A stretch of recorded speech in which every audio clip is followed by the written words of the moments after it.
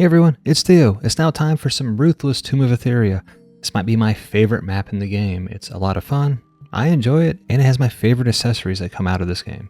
So let's go ahead and get started on some Tomb of Etheria.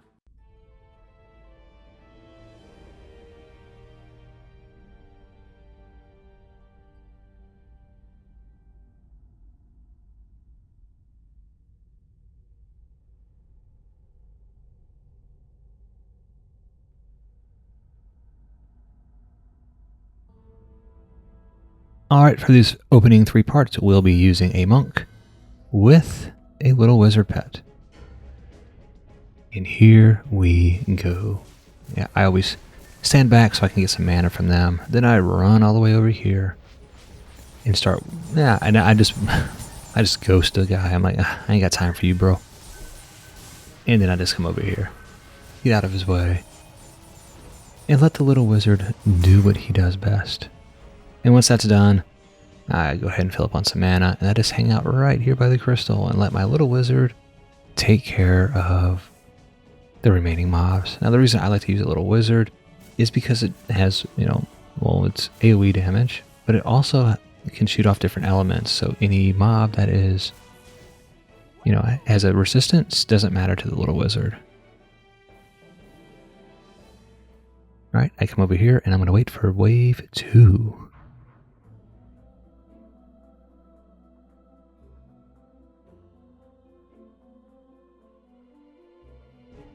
Alright, let's get this party started.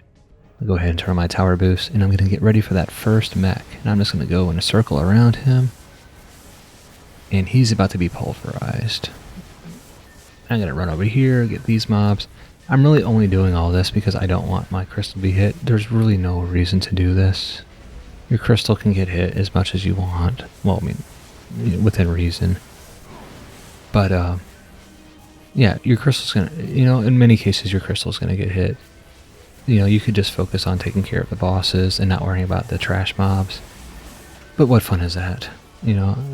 At this point I'm just trying to see, can I get through the first 3 waves without my crystal being hit? And I have been successful so far. So time for the 3rd wave.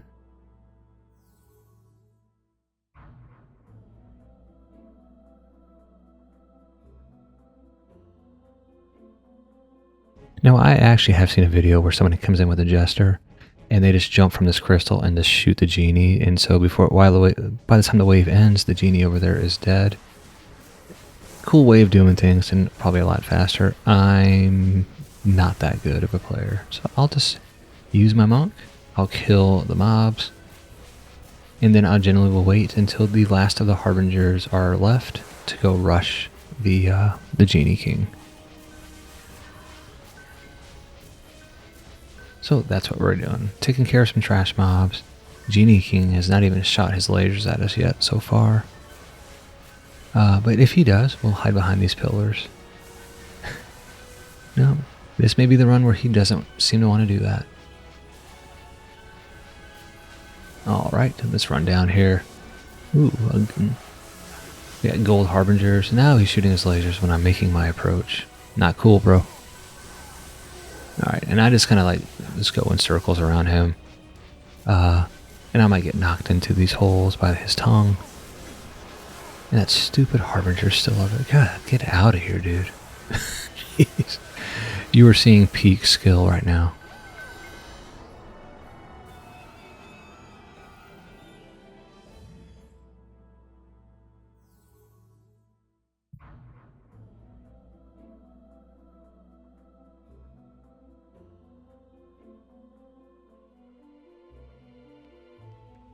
Alright, it is now time for the build phase. Many people will just jump into the pit and die so they automatically spawn by the forge. I don't like to do that because I don't like the death number to show up. So I'm going to go ahead and drop a strength drain and an ensnare aura right here. I'm going to go ahead and swap over to our EV. I'm going to drop a 4DU buff beam. And go over to our Hermit. And it's time for a mushroom and a golem. Then we'll go ahead and swap over to our Adept. And we're going to build a single DST pointing straight north, and then the rest will be LTs. And that DST is really just to handle wyverns. Alright, now I'm going to go ahead and swap over to my summoner. And really, the reason I'm putting minions in here, is there are some like Anubis pets, or Anubis mobs that'll show up, and they spawn like right on the crystal. So I just put, a couple archers, archer and a spider on each side of the crystal.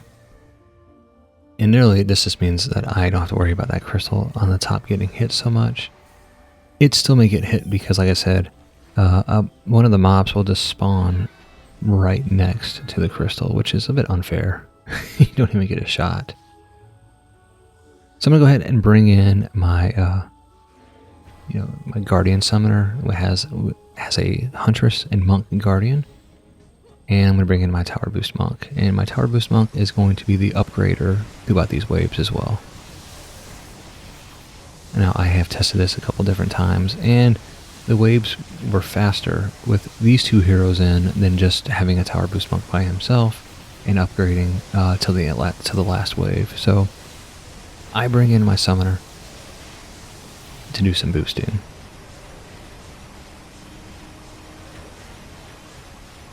And this is going to be pretty much all we're going to do. We're going to upgrade these towers, and we're going to tower boost. And we're going to go ahead and do that until the very last wave. And at that point, I'll be back.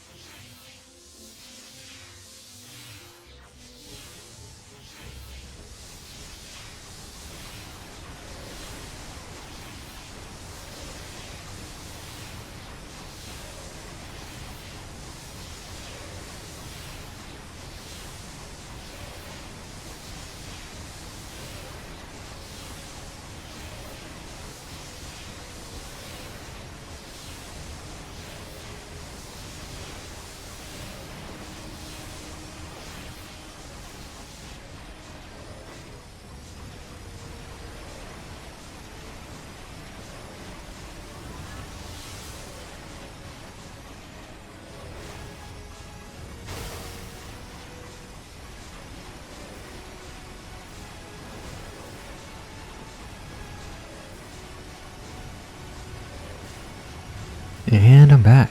So I'm going to go ahead and bring in 2 additional heroes. I'll be bringing in basically what was my upgrader adept. And I'm going to go ahead and bring in my builder apprentice.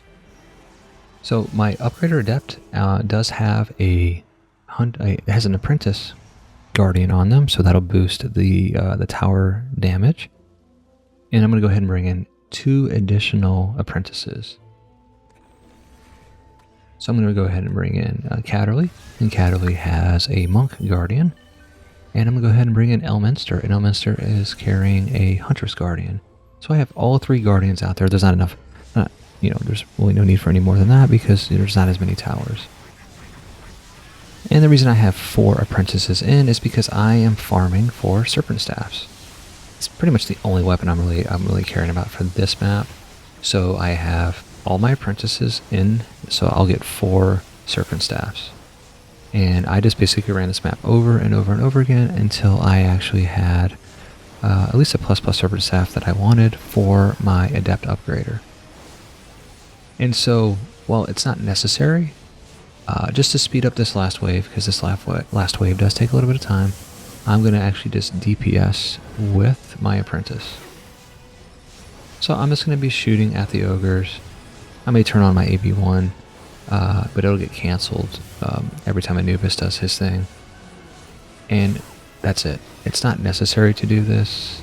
Those ogres will congregate around your golem and swing to their heart's content, and at the end of the day, nothing will happen. But if you want a smoother run and you have your DPS apprentice out, let's go ahead and shoot at the ogres. It helps, but it's definitely not necessary if you don't want to. But it does make the last wave slightly faster, and does keep the ogres at bay. Now, when I'm not recording, I'll run out there and I'll just I'll just be a bomber apprentice.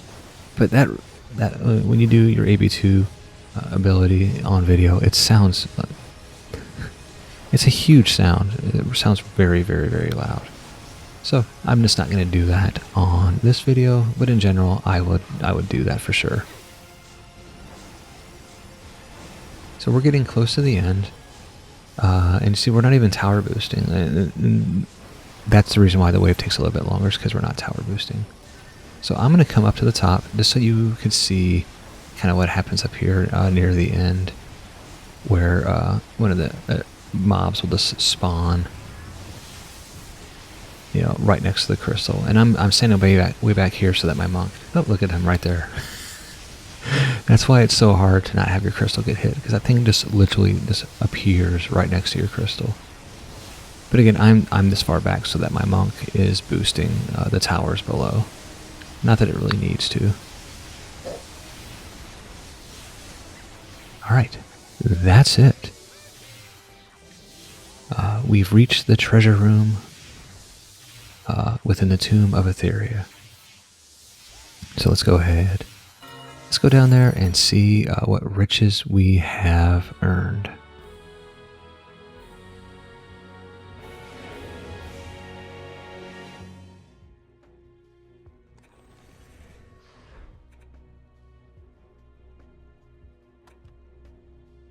No luck this time. 4 ultimate serpent staffs. Not bad. But I would say this. I would probably run this map on Ruthless over Nightmare. Just for the better rates. The time isn't that long. That much longer than Nightmare timing is. So definitely worth doing it on Ruthless if you can. So that's all I have for you guys today. Thanks for watching, and happy farming.